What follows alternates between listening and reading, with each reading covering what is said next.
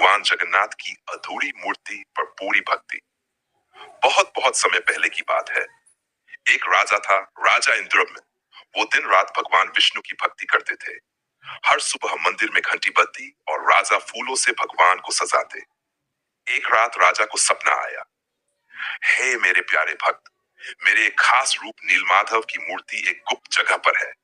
उसे ढूंढो और मेरी सेवा करो। सुबह होते ही राजा ने अपने भरोसेमंद सेवक विद्यापति को बुलाया। जा बेटा, उस मूर्ति को ढूंढ और मुझे भगवान के दर्शन करवा। विद्यापति जंगलों में, पहाड़ों में, नदियों के पार दिन रात ढूंढता रहा। बहुत दिन बाद वो पहुंचा एक आदिवासी गांव, जहां मिले विश्ववसु नाम के बाबा। बाबा हर दिन एक गुफा में जाकर किसी को छुपकर पूजा करते थे।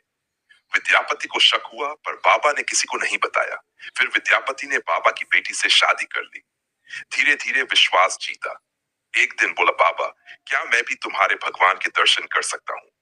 बाबा ने कहा, ठीक है, लेकिन आंखों पर पट्टी बांधनी होगी।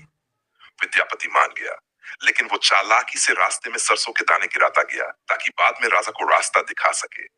जब राजा को पता चला, वो खुशी से उछल पड़े, भगवान मिल गए। लेकिन जब वो वहां पहुंचे, मूर्ति गायब थी।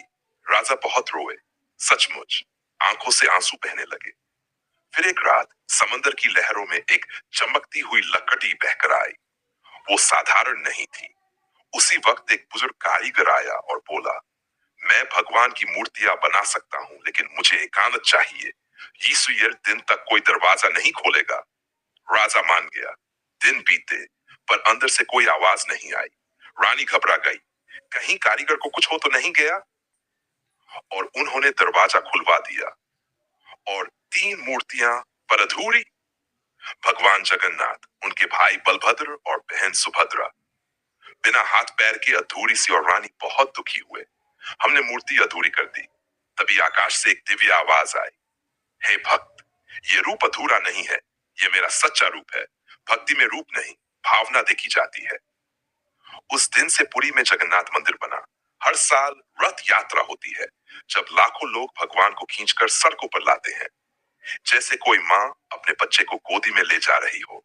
सीख, भगवान को सुंदरता या सोने के सिंहासन की जरूरत नहीं होती।